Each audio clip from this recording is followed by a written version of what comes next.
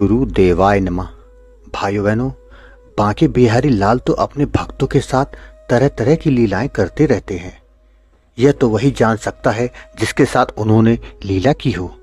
बाकी क्या समझेंगे, वह तो केवल सच्चे भाव का ही खेला है।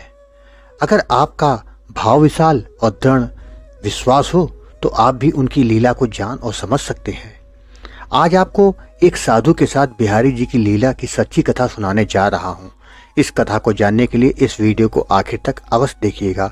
उससे पहले जिन लोगों ने अच्युत प्रभात यूट्यूब चैनल को अभी तक सब्सक्राइब नहीं किया है, उनसे निवेदन है कि चैनल को सब्सक्राइब कर दें और बेल आइकन अवश्य दबा दें, जिससे नए वीडियो के नोटिफिकेशन समय समय पर आपको मिलते रहें।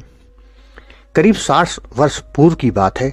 वृंदावन में एक साधु रहा करते थे। वो बांके बिहारी जी के भक्त थे। उनका नित्य का नियम था कि बांके बिहारी जी के दर्शन करना तथा बाकी समय बांके बिहारी जी का चिंतन, मनन व नाम स्मरण करना। इसी तरह उनके दिन बीत रहे थे और वह इसी में मस्त रहते थे। एक दिन कुछ लोग बद्रीनाथ जा रहे थे तो उन्होंने विचार किया कि एक बार बद्रीनाथ जी के दर्शन कराएं। यही सोचकर वह बिहारी जी के दर्शन करने गए और वहां से उन लोगों के साथ बद्रीनाथ धाम के लिए प्रस्थान कर गए। उस समय आज की तरह तो साधन थे नहीं। गाड़ी से बैठे और सीधे बद्रीनाथ पहुंच गए। पैदल चलना पड़ता था। वो लोग पैदल निकले और कुछ दिनों में वह बद्रीनाथ पहुंच गए। वह तो बांके बिहारी जी का नाम लेते रहे और बद्रीनाथ कब पहुंच गए उनको तो इस बात का ही पता नहीं चला। वहां पहुंचकर उसने प्रसन्न मन से बद्री विशाल जी के दर्शन किए। तभी साधु के मन में विचार आया कि जब हम इतने पवित्र धाम पर आ ही गए हैं तो क्यों ना यहाँ पर रहकर तपस्या की जाए। यही सोचकर उसने बद्रीनाथ से ऊपर चलने का निश्चय किया कि कोई सही जगह मिल जाए तो वहां बैठकर तपस्या करेंगे।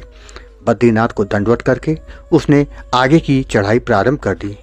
वह चलता चला गया। उसे नहीं मालूम था कि वह कहाँ जा रहा है, बस चलता गया। वह इतना आगे बढ़ गया कि रास्ता भटक गया। काफी खोजबीन के बाद भी उसे कोई रास्ता न सूझा कि वापस कैसे होंगे। काफी देर भटकने के बाद साधु को भूख लगाई, किंतु इस पहाड़ी स्थल पर भोजन कहाँ से मिलने वाला था। वहां ना तो आदम ना आदम जात, एकदम सुनसान वीराना जो साधु की मदद कर सके ऐसा कोई व्यक्ति नहीं मिला। इस तरह भटकते हुए पूरे 2 दिन बीत गए, किंतु साधु को कहीं भी भोजन ना मिला, ना ही रास्ता। हालात उसके ऐसे हो गए कि भूख और कमजोरी के कारण उसे बेहोशी छाने लगी। जब कुछ समझ में नहीं आया तो उसे अपने बिहारी जी याद आए। उसने प्रार्थना करी कि हे प्रभु, क्या अब मैं वापस वृंदावन नहीं पहुंच पाऊंगा? क्या आपके दर्शन अब नहीं कर पाऊंगा? मेरा अगर अंतिम समय आ गया है तो केवल एक बार दर्शन दे दो, ताकि उसको आपको देखते हुए मैं अपने प्राणों को त्याग सकूं। यही प्रार्थना करते करते वह बेहोश हो गया। जब उसको होश आया तो उसने देखा कि 8-9 वर्ष का एक बालक जिसके हाथ में एक बाल्टी थी, उस बाल्टी में गर्म गर्म हलवा था। वह बालक बोला, आप यहाँ क्यों सो रहे थे? अरे उठिए, अगर आपको भूख लगी हो तो मैं हलवा लाया हूँ, हलवा खा लीजिए, गर्म गर्म लाया हूँ। पहाड़ी के उस ओर लेकर जाना है मुझे। साधु के तो सोचने समझने की क्षमता नहीं थी। भूख का यह आलम था। साधु ने हलवा के लिए हामी भरी तो बालक ने साधु को हलवा खिलाया। उसके बाद बालक जाने लगा और जाते जाते उसने साधु से कहा कि इस रास्ते से जाओगे तो आप नीचे उतर जाएंगे। साधु ने ठीक वैसा ही किया और उसी रास्ते पर चलने लगा। धीरे धीरे वह नीचे उतरकर बद्री विशाल पहुंच गया। वहां पहुंचकर फिर साधु सोचने लगा कि इतनी ठंड है यहाँ पे कि चाय तुरंत ठंडी हो जाती है, गर्म गर्म खाना तुरंत ठंडा हो जाता है। ऐसे में इतना गर्म हलवा वो बालक कैसे लेकर आया? और एक बालक जो 8-9 साल का है वो इतनी भारी बाल्टी लेकर कैसे चल सकता है? हो ना हो वो कोई और नहीं, मेरे बांके बिहारी थे।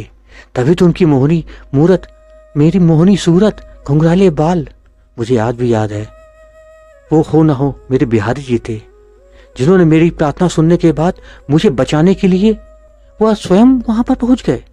साधु की आंखें आंसू से भर गई, हृदय भाव विभोर हो उठा। वहां से वो वृंदावन आया। अब बिहारी जी के दर्शन करते हुए वहां खड़े होकर काफी देर तक रोता रहा और बिहारी जी की लीला के बारे में सोचता रहा। मंदिर के गोसाई ने जब बाद में पूछा तो साधु ने सादी हकीकत बता दी।